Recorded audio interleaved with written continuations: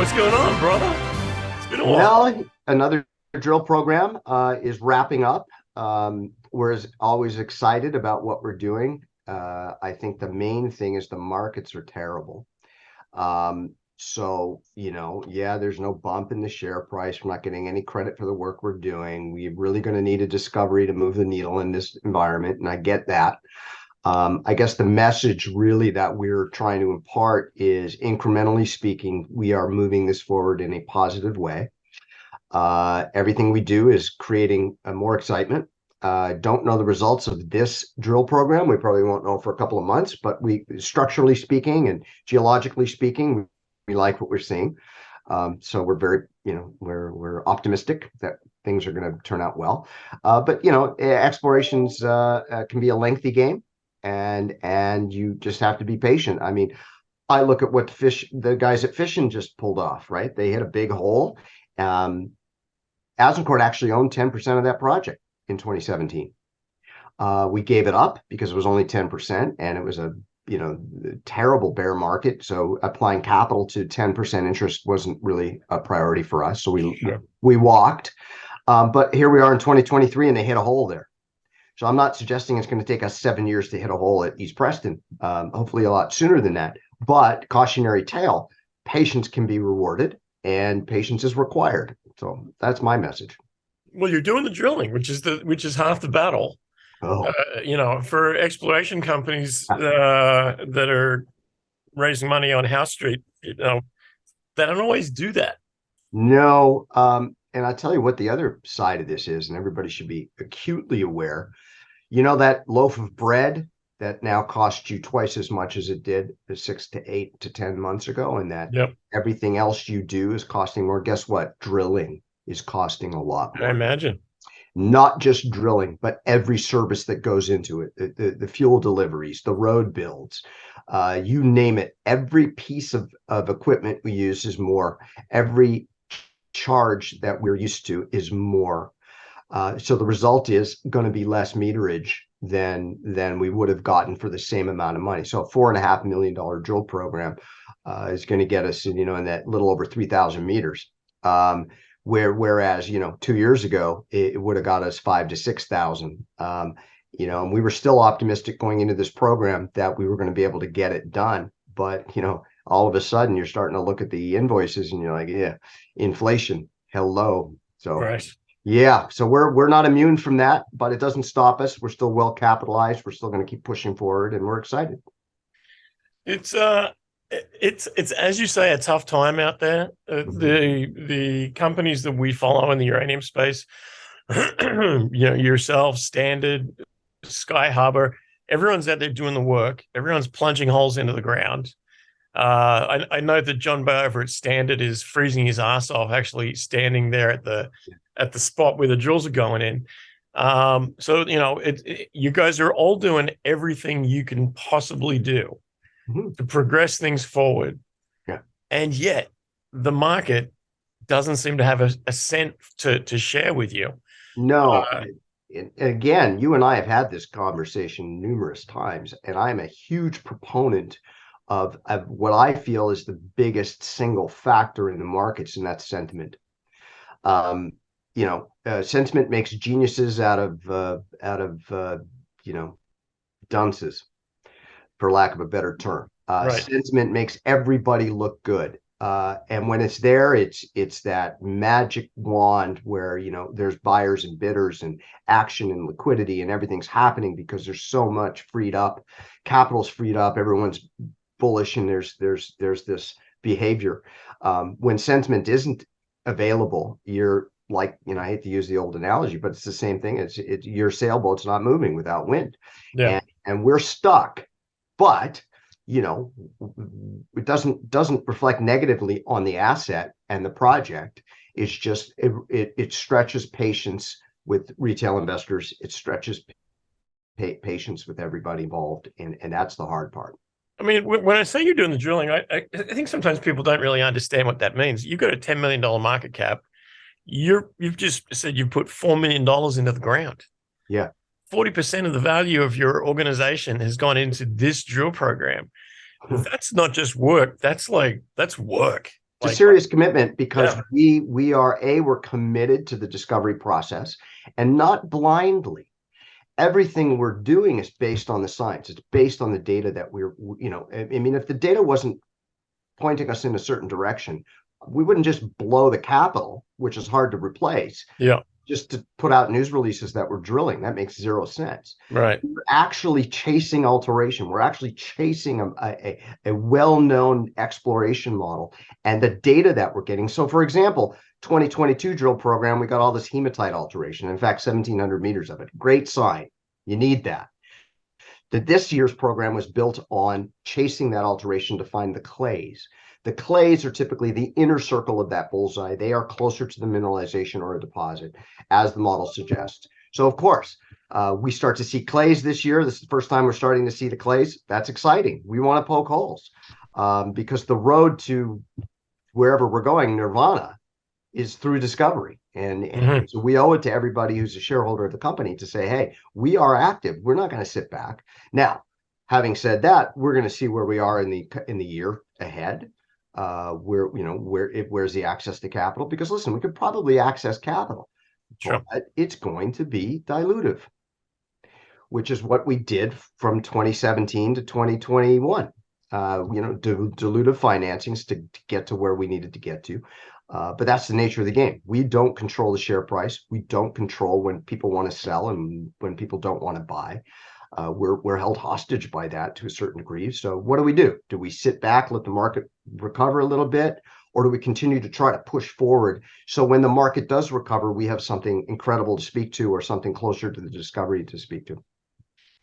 It's a rough business, this. Like, you could be out there selling insurance and being home at 5 o'clock every afternoon, and not getting angry phone calls from shareholders and Yeah. potential investors. Yeah. I have a comment on that. Okay. So people do understand. Most of the people who I take calls from or emails from, they do understand that the market, they need to be reminded that it's not just isolated on Azincourt and that everybody's feeling it. But most of the anxiety comes from knowing that their investments are down. And so, my only advice is it's a loss if you sell.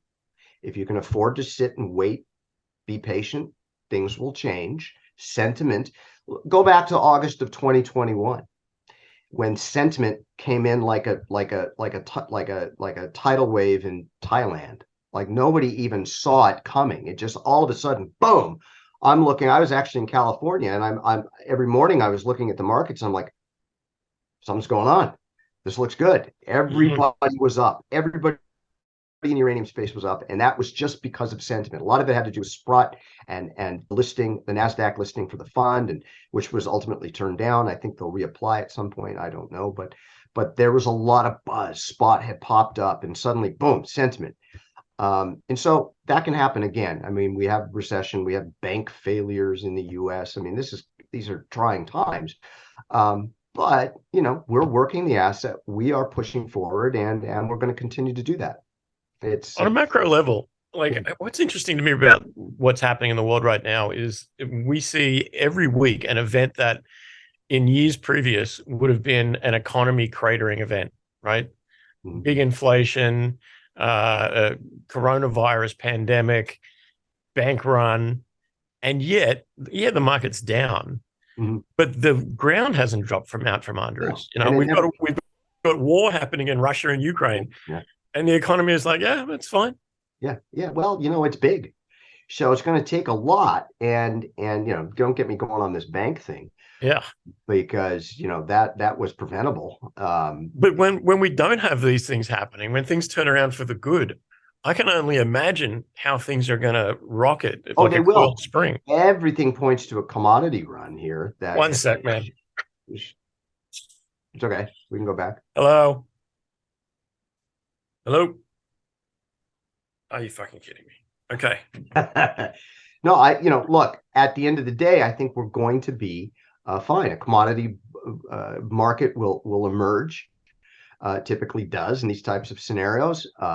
But patience is the thing. I'm looking at nothing but red in my portfolio. I'm down hard in some cases. But looking at it every day creates anxiety. If if I'm not in the forest when the tree falls, I don't hear the sound. So let it go. It's going to change. You will recover some of what you're looking at as a loss today will not be there at some point. I'm not suggesting that everything is recoverable, but certainly, just take a deep breath, let this thing ride out from a macro level. And in the meantime, on a micro level, we're going to get the work done. We did get held up at our Hatchet Lake project, the Valor earn-in. We really like the project, but First Nations in the area is not responsive to drill programs at the moment.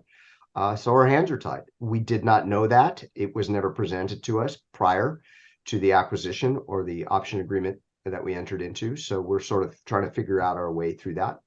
But listen, I'm not opposed. I have a mandate from the board, and I've had this mandate all along to keep an eye out for other projects. I've spoken to it publicly in the last 6 months.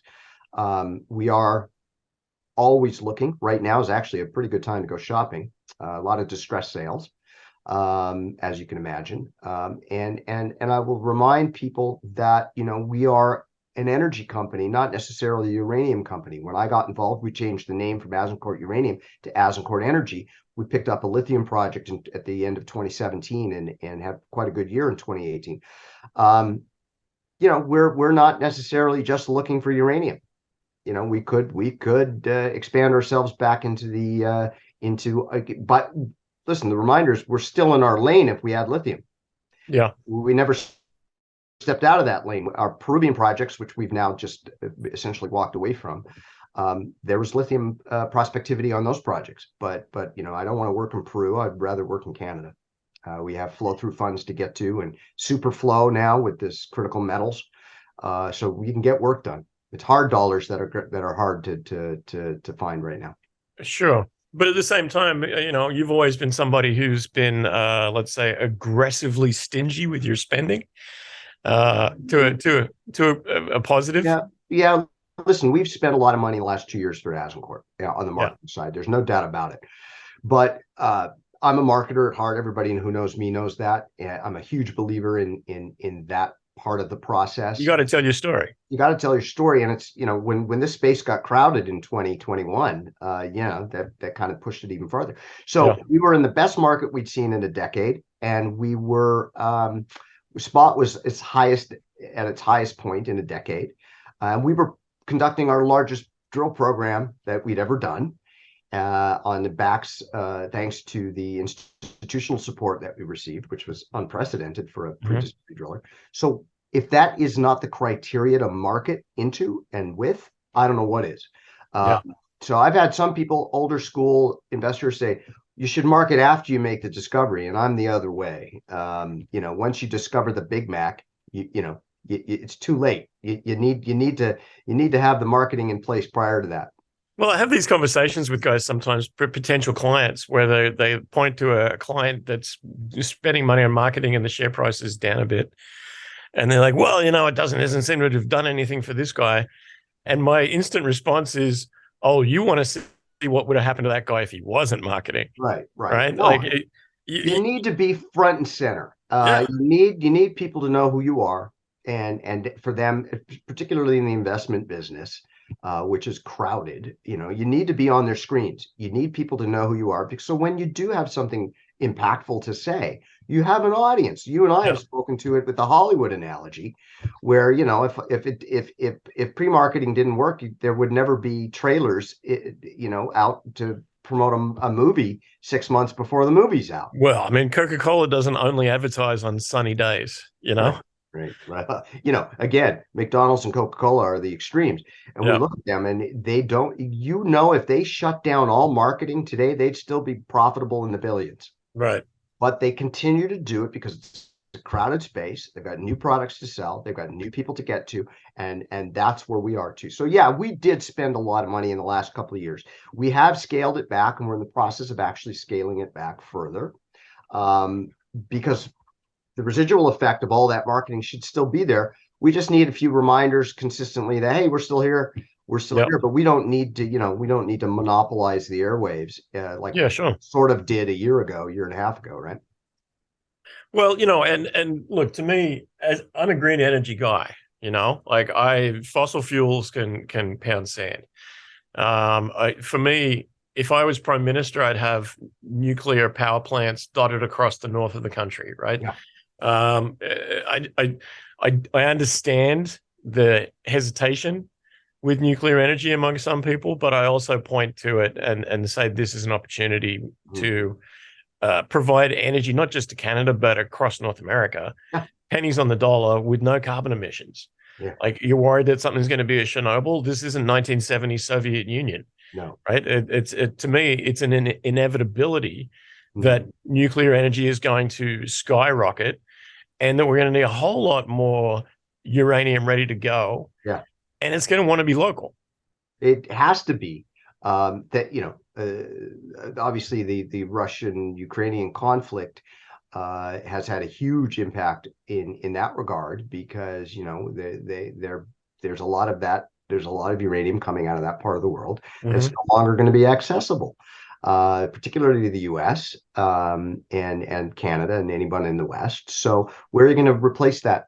You're going to replace it from the world's #1 place for high grade uranium deposits, and that's Saskatchewan. And the Mm-hmm. great thing about it is the perimeter of the basin itself is massively underexplored compared to that Wollaston corridor in the east where all the production is. So that, Fission, for example, and more recent and other recent discoveries on the basement fringe tells you that there's a lot of ground to look. Remember that it may have been looked at 20, 25, 30 years ago, but they didn't know what they know now about how these deposits are made and how you find them. We know a lot more today. So that ground is wide open. Yeah.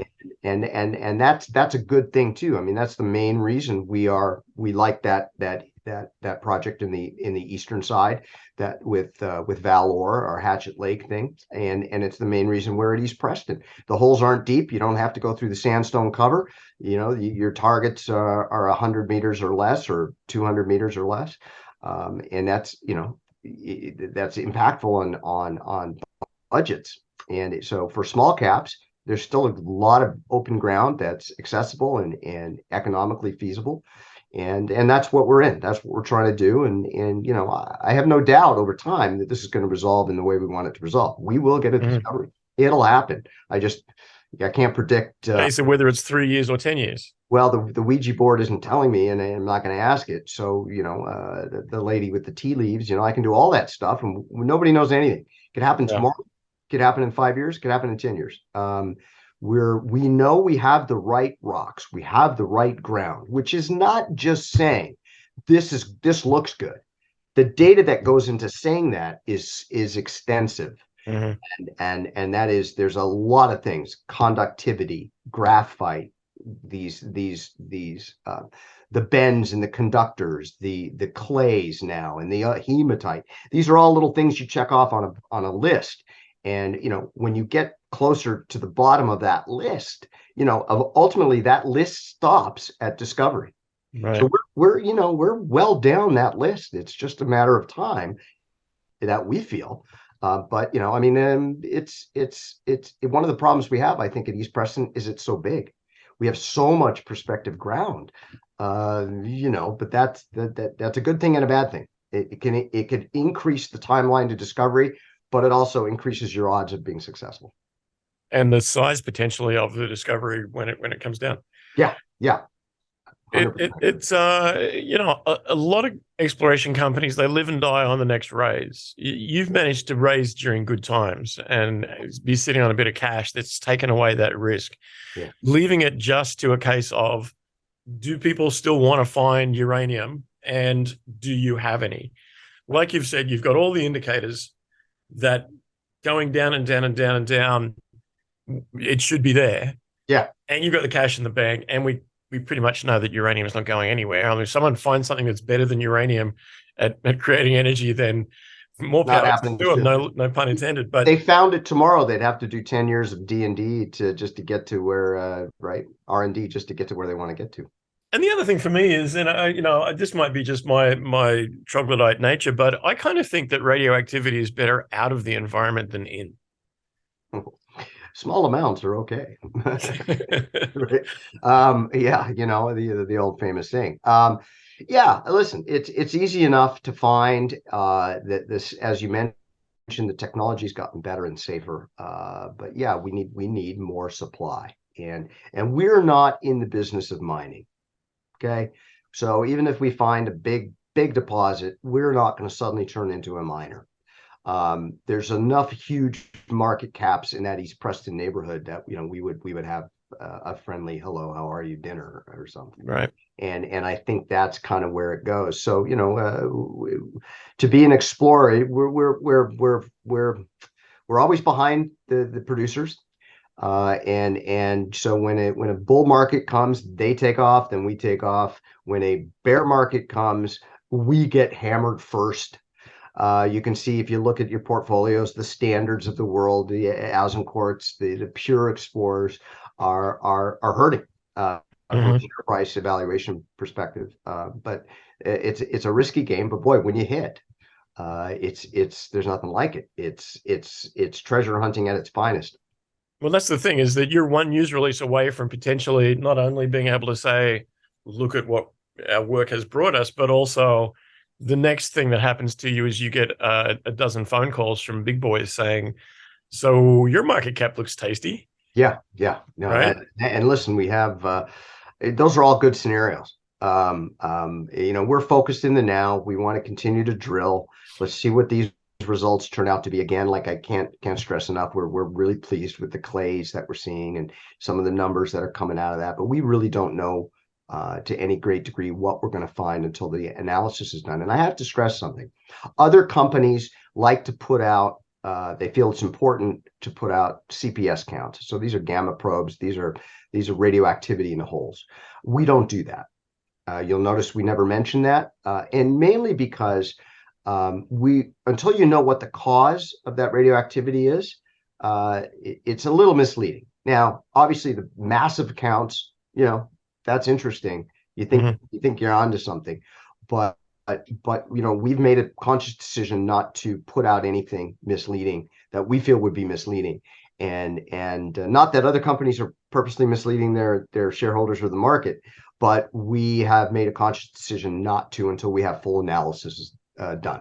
So you'll notice we don't say anything about that. And I will throw people back to other companies that have done that. You'll notice in those news releases, never is the word uranium mentioned.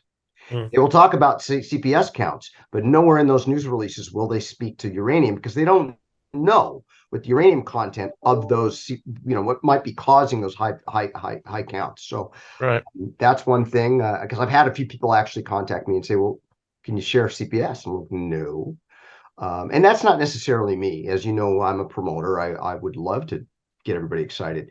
But that comes from Trevor Perkins, our VPX, who's made several discoveries and just says, no, I won't do it. And, on the technical side, I take his advice. He's the guy. So that's one of the things people have to be aware of or cognizant of as well. Look, we all have a high share price. It makes it easier to get financing. You've already got your financing. And it's a nice metric to judge how you're doing. And it's obviously nice for investors to have something right now that they can look at and say it's green. But until you're selling, it doesn't really, selling or financing, a high share price doesn't really matter that much to the company itself. Right? You don't necessarily want to become a trader's darling. You don't necessarily want to run your company for the benefit of people who want to get out of your stock. Yeah. So as much as it seems counterintuitive, letting the ball sort of settle at the bottom of the hill for a little bit doesn't hurt you in any way. No. And in fact, there are a lot of people that I talk to who are in various stages of development of their exploration company who will be like, look, can you just go easy on us a little bit at the beginning, because we're still buying the stock. Right. The last thing we need is for it to jump by 50% tomorrow. Right. And now we got to pay more for what we're accruing. Right. So at this stage of this kind of company, the share price is really about your ability to finance. Yeah, no, it's a good point, and I've had a couple of notes, text messages recently from a broker or two, just saying you're ridiculously priced here. I picked up some stock in the open market, and again, it's all perception. If you understand the macro picture, then you do know when there's blood in the streets. It's a pretty good time to load up on some of these stocks. And where do we fit in? I hope we fit in. We need to have patience. Everyone involved with this, with us, we're always going to get the Super Bowl bets. Yep. Because they know there's a drill program, people will come in and take positions on the hopes that our team's going to win. Right. And that's fine. We are fairly liquid, which is one of the reasons why we were able to get institutional support, because that's a mandate they have. And we have a lot of traders in our market. There's no doubt there's algorithms and everything else that play in the game. But yeah, I agree with you. It's not necessarily a horrible thing, other than the anxiety that it causes for people who bet big. Right. And then I have to kind of hold these people, and my job really does become part therapist in these markets, and I'm not against that.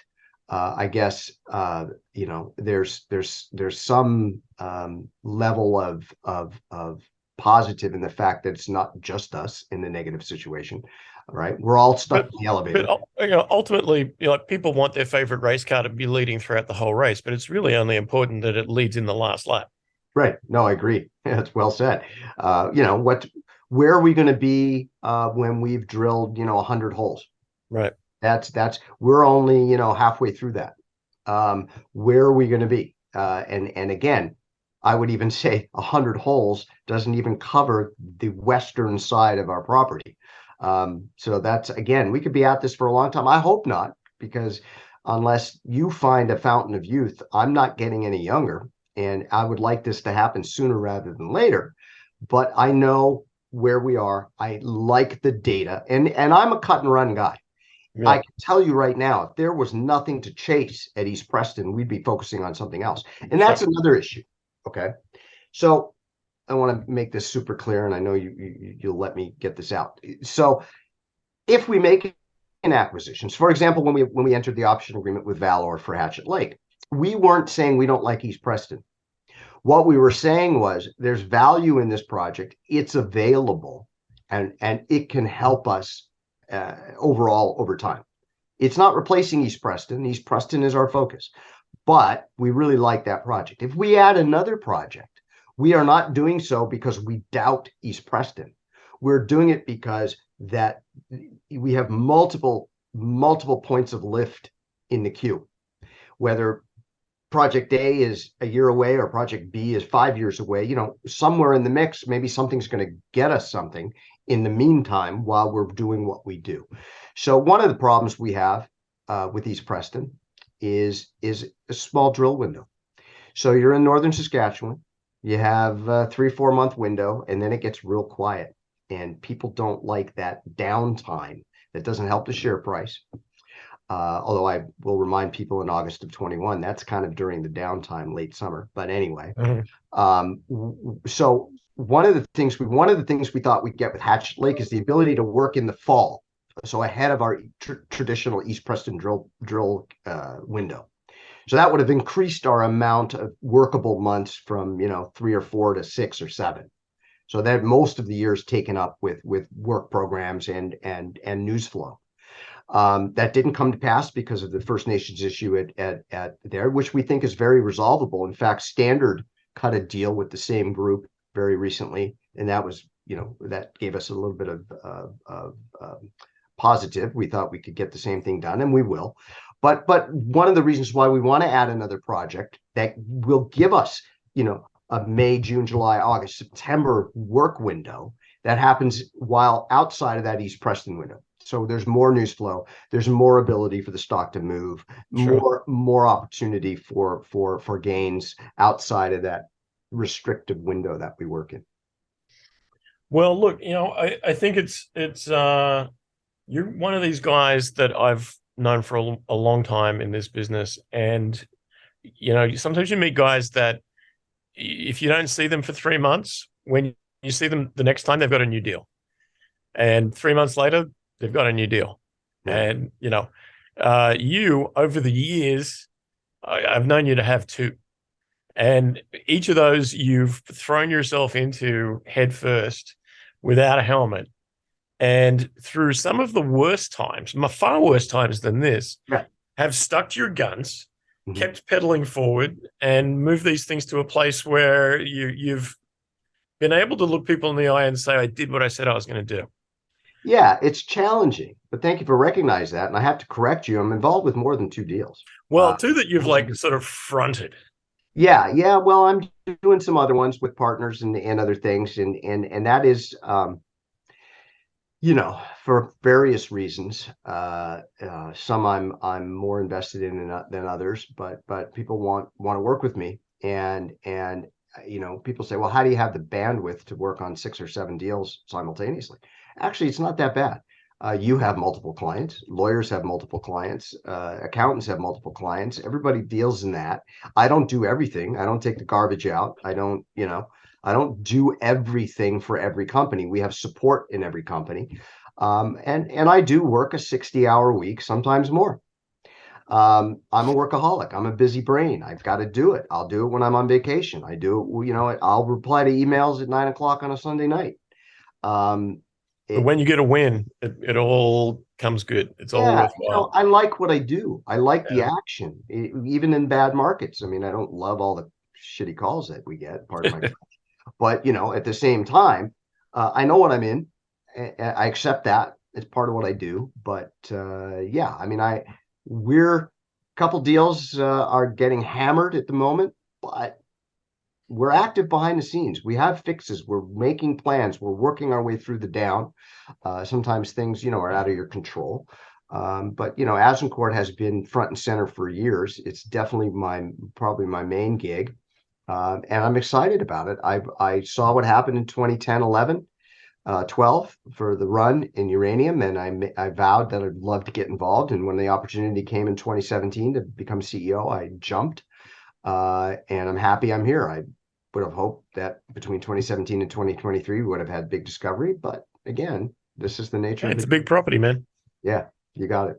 And when it comes, it's really going to come. This is the thing that, like, you look at the share prices of a variety of different uranium explorers right now, and they're all following the same pattern of clearly sector tiredness.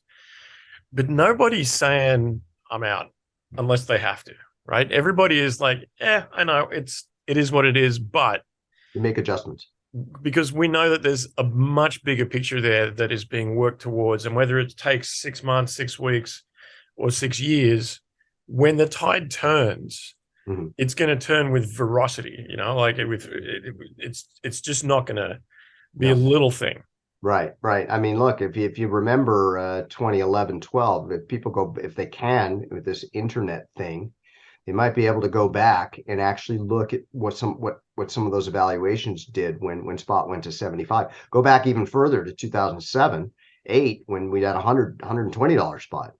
In August, I think it was August of 2008. It might have been 2007. Correct me if I'm wrong, but there were $2 billion takeouts in a month in that summer. One 2.5 for Uranium, and the other was Uranium One. I think it was $1 billion. Bill Sheriff's deal. Yeah. These things happen. Even explorers get massive lift in those types of environments. So the supply demand scenario is pointing us into that massive spike in spot, but it hasn't happened. And that's the kind of thing where you're going, it's not making sense. It doesn't make sense. It should happen.